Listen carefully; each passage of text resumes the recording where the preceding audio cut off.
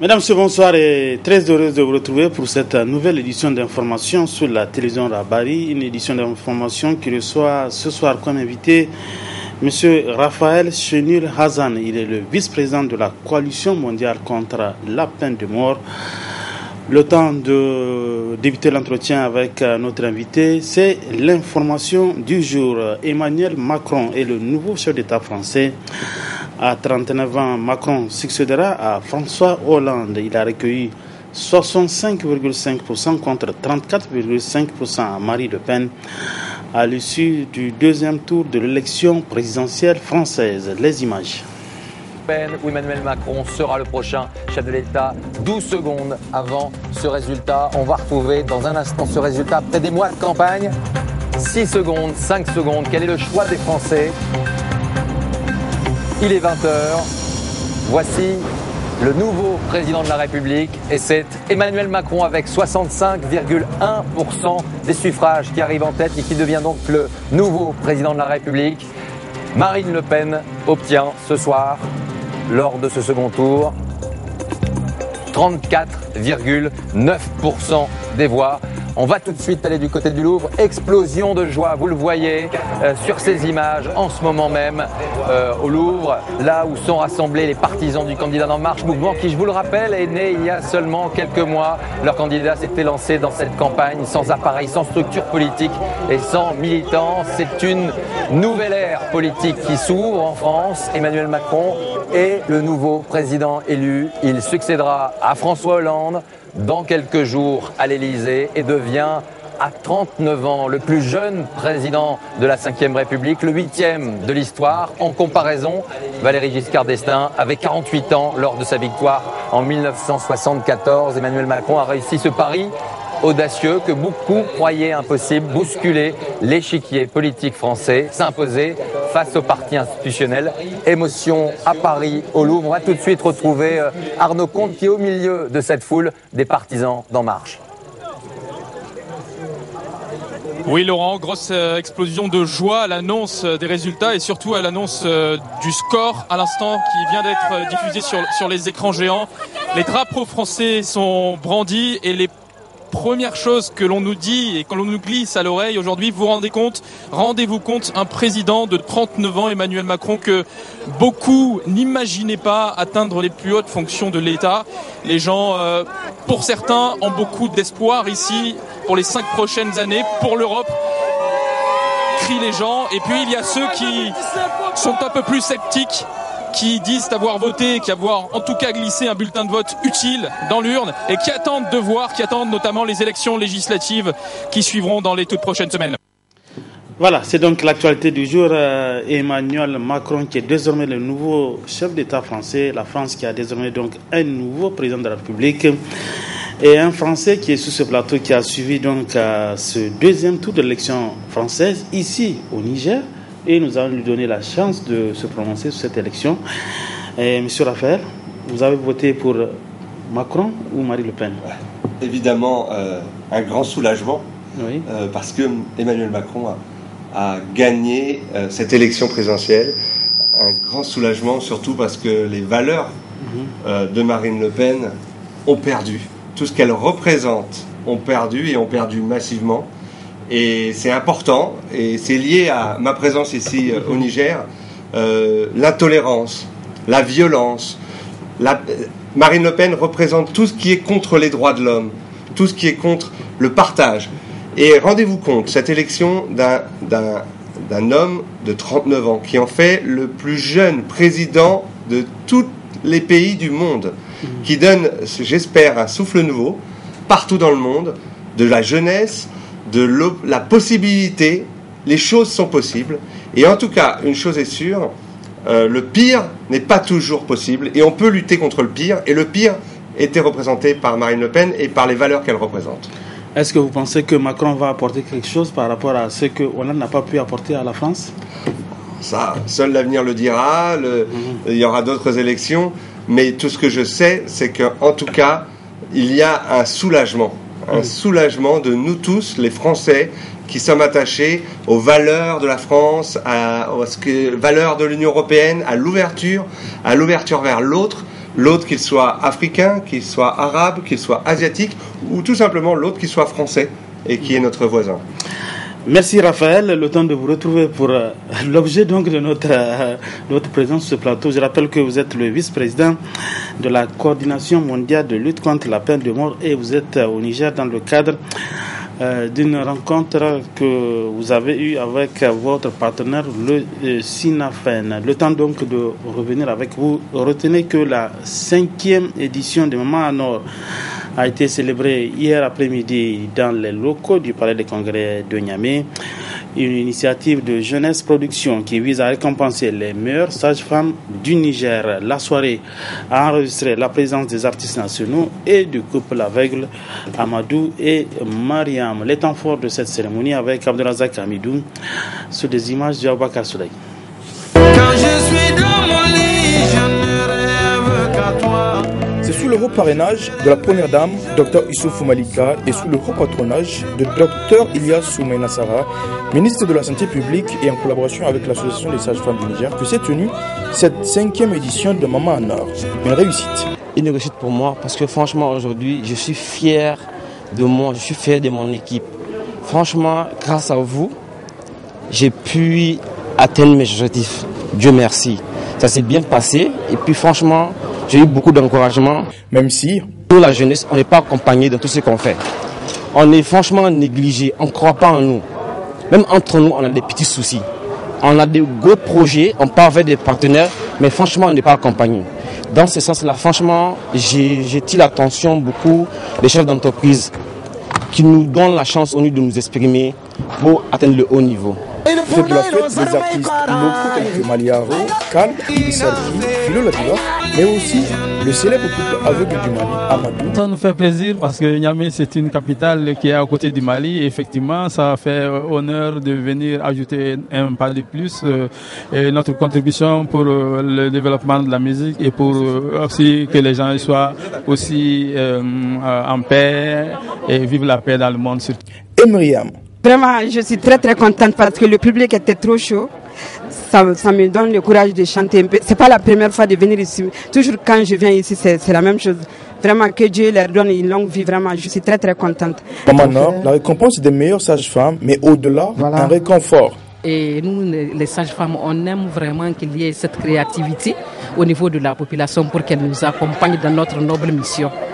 C'était très bien. Mamadou et Mariam, c'est des gens qui ont fait le tour du monde. J'ai bien aimé. C'est super. Enfin, nous, on était venus spécialement pour Amadou et Mariam. On aurait aimé qu'ils chantent 2 fois le dimanche à Bamako. Ils l'ont pas fait. Mais c'est pas grave. On est très contents d'être venus. Maman en Or est une initiative de Jeunesse Production et a lieu tous les 2 ans.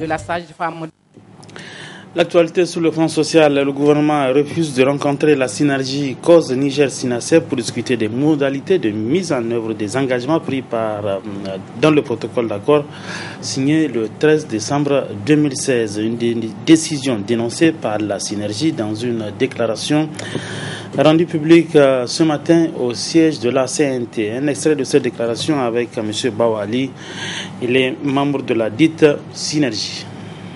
La coordination de la synergie d'action cause Niger-Sinaseb constate avec amertume que la partie gouvernementale, quoique ayant signé le communiqué conjoint avec cause Niger-Sinaseb, vient de faire le choix grave de renoncer de considérer la synergie d'action comme le partenaire privilégié avec qui il faut discuter des modalités de mise en œuvre des engagements pris.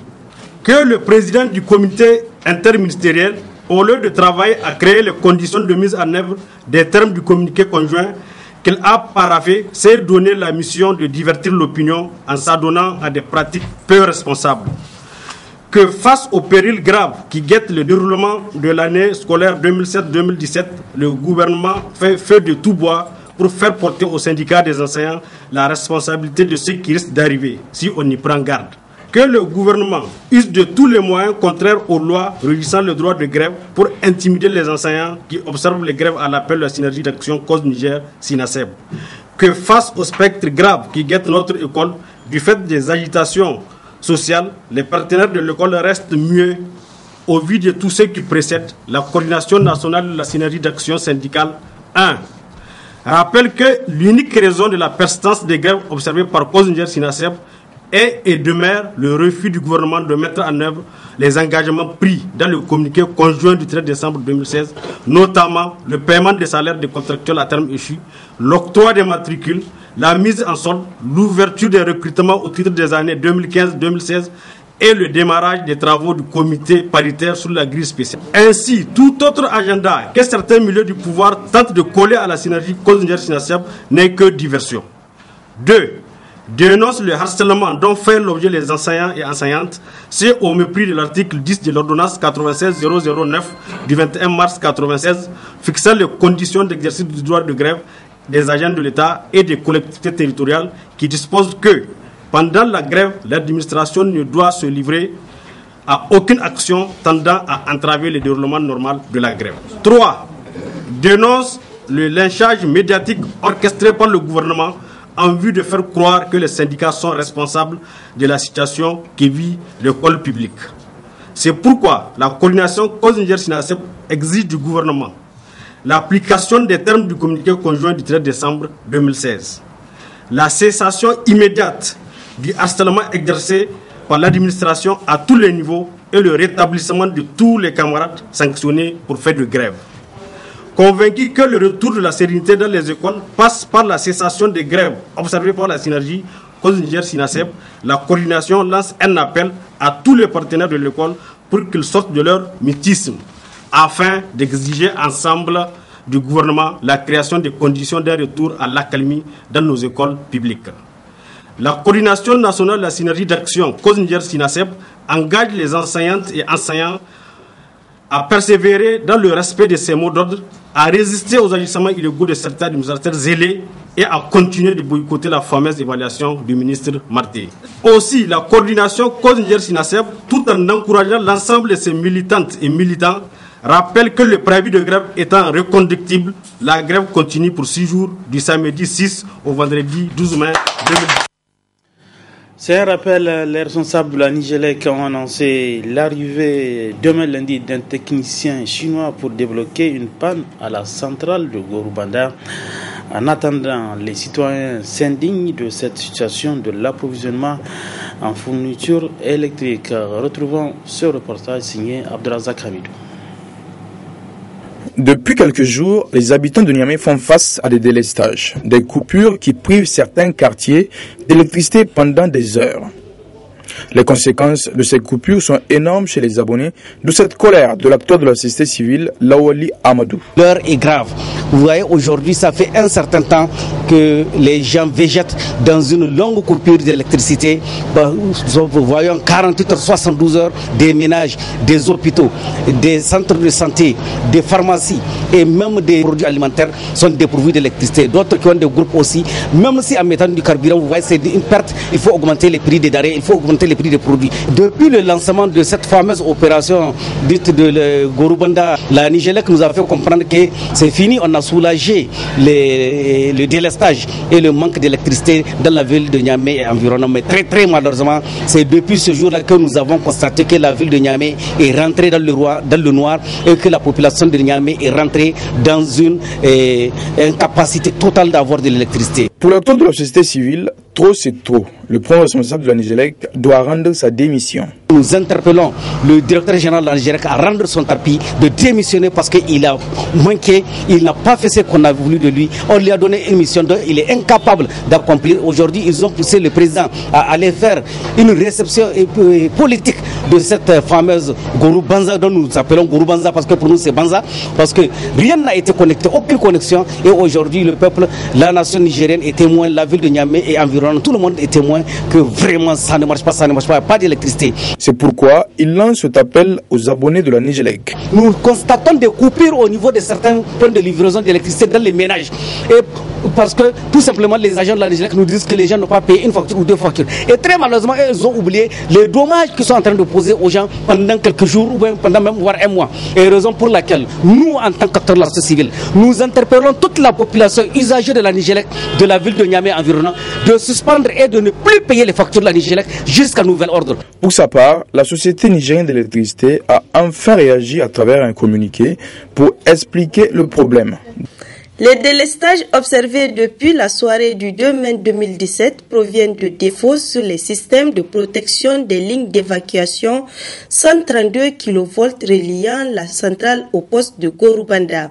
Ces équipements étant sous garantie, une solution provisoire est en cours de mise en œuvre par Nigelec pour évacuer la puissance de la centrale en attendant leur remise en état par le constructeur.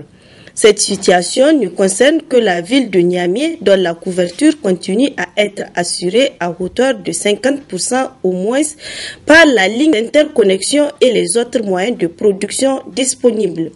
Les travaux sont actuellement en cours pour permettre l'évacuation de la production de Gorubanda dans les meilleurs délais.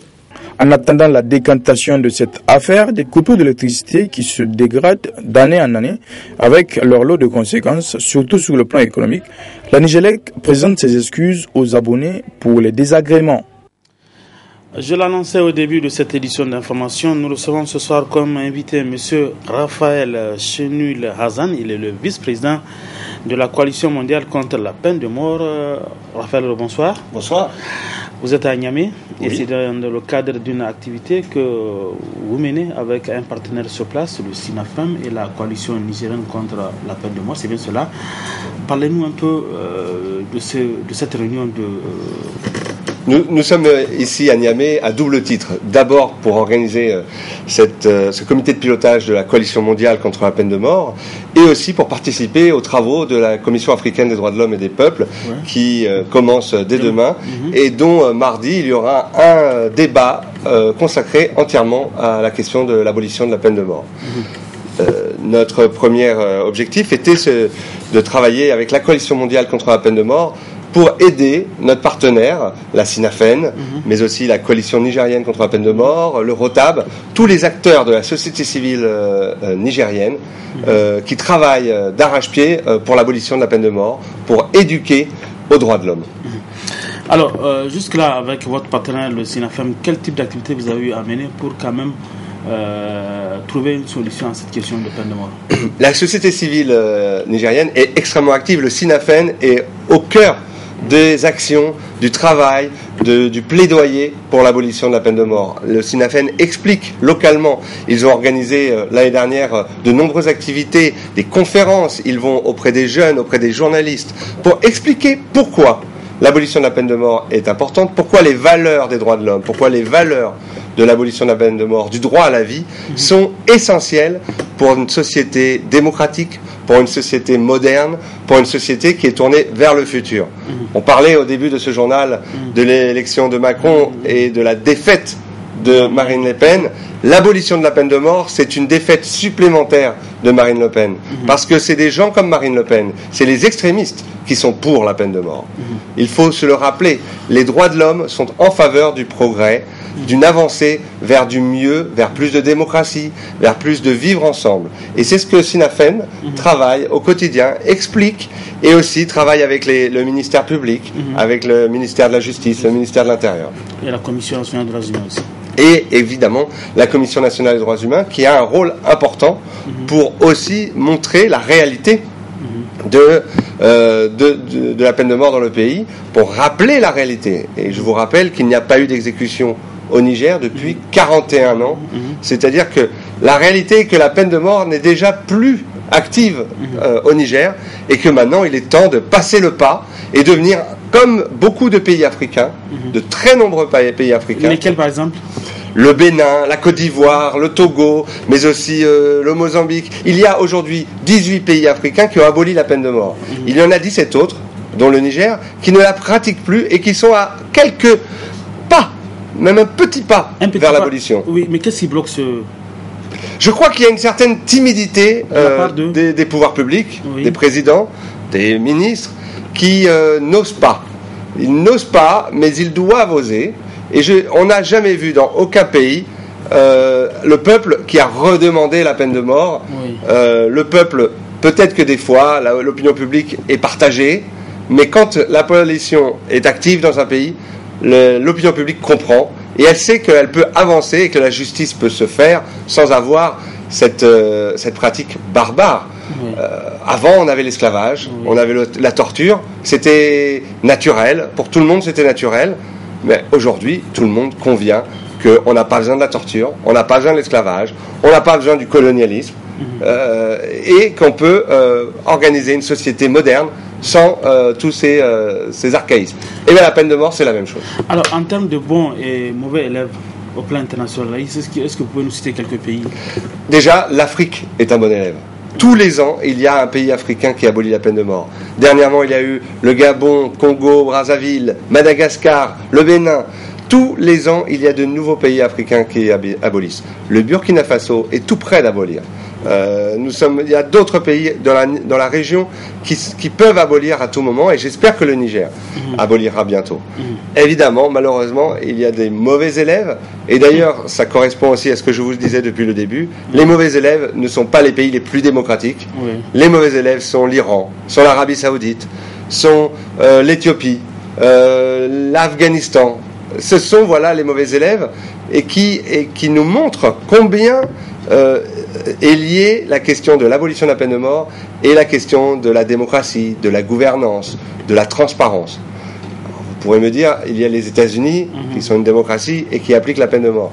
Les États-Unis diminuent chaque année leur pratique de la peine de mort, et je suis persuadé que dans un futur proche, les États-Unis arriveront à abolir la peine de mort. Alors, cette pratique de peine de mort, quel impact elle a sur l'aspect droits humains? Je dirais qu'à travers la peine de mort, il y a tous les droits humains qui sont abordés. D'abord, la peine de mort est une pratique discriminante. Elle est raciste. Je crois que tout le monde en a conscience. Il suffit de regarder aux États-Unis. Qui sont dans les couloirs de la mort? C'est les Noirs américains ou les Hispanos, les Hispaniques. Elle est raciste aussi, il n'y a pas seulement aux États-Unis. En Arabie Saoudite, ce ne sont pas les Saoudiens qui sont dans les couloirs de la mort, ce sont les pauvres travailleurs immigrants qui viennent d'Afrique, qui viennent du Pakistan, qui viennent du Sri Lanka ou d'Indonésie. Elle est raciste. Elle est aussi discriminante socialement. Ce sont toujours des pauvres qui sont dans la peine de mort. Les premières victimes de la peine de mort, ce sont les pauvres. Et ça, c'est inadmissible. Et ça, on ne devrait pas accepter que dans la justice, et la peine de mort est le châtiment ultime, on accepte que ce soit toujours les pauvres qui soient les victimes.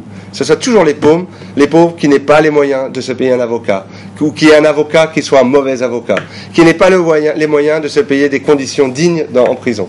Et donc, c'est des questions de droits de l'homme. Les questions de droits de l'homme c'est de la torture. La peine de mort est une torture. Elle est torture dans l'exécution, mais elle est aussi une torture dans l'attente de l'exécution.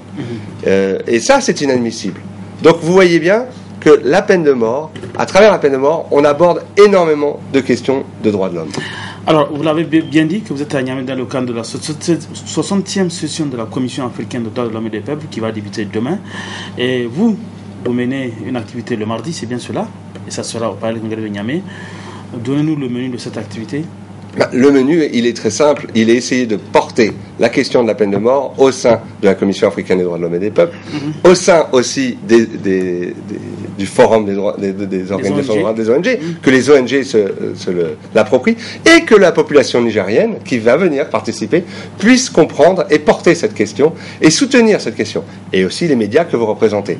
Et il y a une commission de peine de mort au sein de la commission. Il y a un groupe de travail peine de mort, et nous allons essayer d'aider avec d'autres organisations, avec la FIACAT, avec la FIDH et plein d'autres organisations à travailler pour aider à ce que la Commission africaine des droits de l'homme et des peuples porte la peine de mort au niveau de l'Union africaine et au niveau de tout le continent africain. Raphaël, pour finir, vous disiez tout à l'heure au Niger, nous sommes à un pas quand même de cette évolution. Est-ce que vous pensez maintenant qu'est-ce qu'il faut faire pour y arriver quand même le plus tôt possible? Du courage. Il faut de la volonté, du courage et de l'audace. Il faut oser. Il ne faut pas croire que la population va manifester dans la rue parce qu'on a aboli la peine de mort. Au contraire, la population, elle va comprendre, et les gens peuvent comprendre. Les gens peuvent comprendre qu'on peut aller de l'avant, et que la peine de mort, c'est aussi une avancée de société, comme l'abolition de l'esclavage, comme l'abolition de la torture. Et donc, il faut que les hommes politiques, le président, le ministre de la Justice, le ministre de l'Intérieur, le ministre des Affaires étrangères, que tous ces hommes politiques, et je pense aussi à tous les parlementaires, parce que c'est eux qui devront la volonté, qui devront la ratifier, qui devront la voter, c'est à eux d'avoir le courage d'arrêter d'être dans le cycle de la vengeance, le cycle de la violence et le cycle de l'intolérance. Encore une fois, l'élection qui a eu lieu aujourd'hui en France doit montrer que l'intolérance ne passera pas et que l'intolérance ne fait pas partie de nos sociétés, ni en France, ni au Niger. Merci Raphaël Chenouila. Je rappelle que vous êtes le vice-président de la coalition mondiale contre la peine de mort. Et je vous donne rendez-vous, Inch'Allah, la semaine prochaine pour une nouvelle édition d'information. Au revoir.